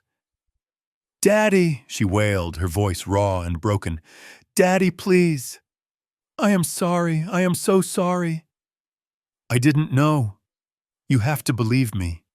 She looked up at me, her mascara running down her cheeks, in black streaks, her face contorted with panic. Help me, Daddy. Fix this. Like you always do. Just call them. Tell them to let him go. Pay the bank. I will be good. I promise. I will let you see Leo every day. Just don't leave me like this. I looked down at her. I saw the desperation in her eyes, but I also saw the calculation. Even now on her knees she was bargaining. She was using my grandson as a chip in a poker game she had already lost. She wasn't sorry for what she had done to me. She was sorry that the safety net had been ripped away. I felt a ghost of the old urge to stoop down to pick her up to tell her it would be okay to write the check. That was what the old Stan would have done. That was what the father who was a doormat would have done. But that man had walked out of her house with a suitcase a week ago, and he wasn't coming back. I took a deliberate step back, pulling my pant leg out of her grasp. Her hands fell to the floor, grasping at empty air. I cannot fix this, Rachel, I said, my voice devoid of anger, devoid of warmth, just empty. You broke it. And some things once broken stay broken. I didn't offer her a hand up. I didn't offer her a tissue. I walked past her, my shoes making a crisp sound on the floor.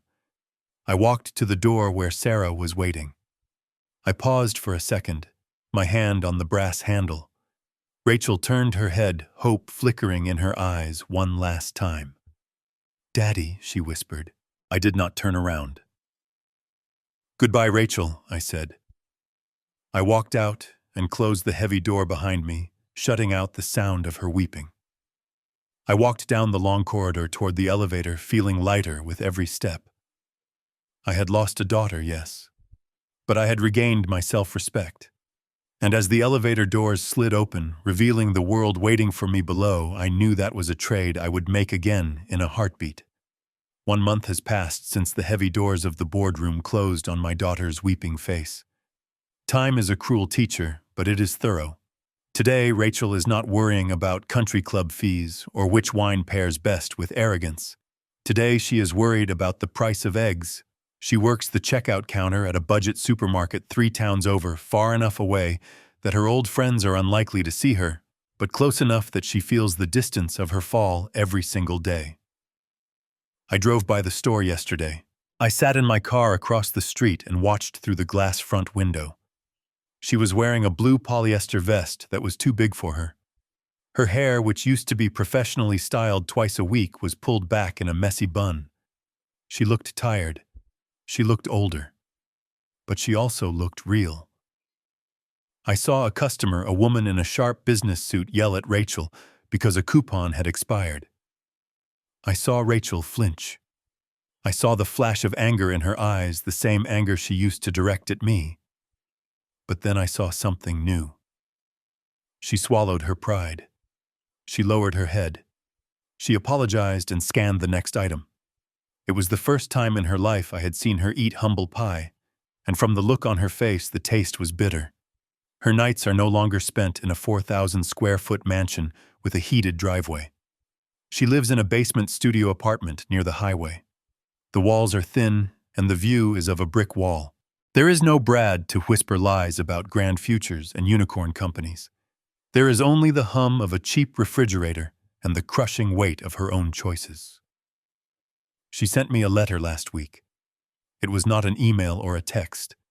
It was handwritten on cheap notebook paper. It did not ask for money. It did not ask for the house back. It simply said, I understand now.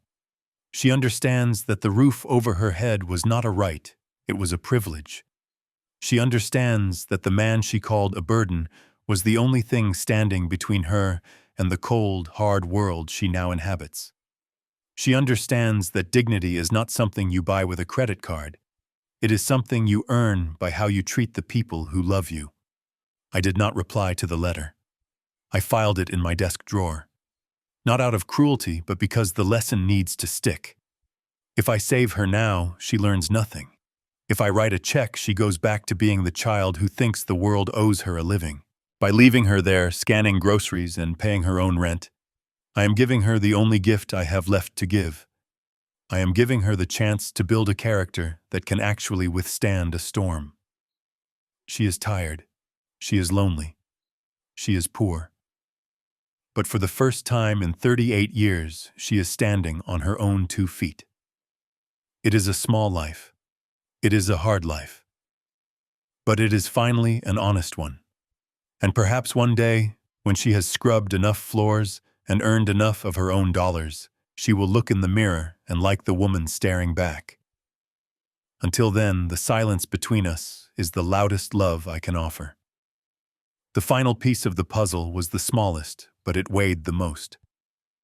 Standing on the tarmac of the private terminal at O'Hare Airport, the wind whipping against my coat, I felt a nervousness that I hadn't felt during the board meeting or the confrontation with the police.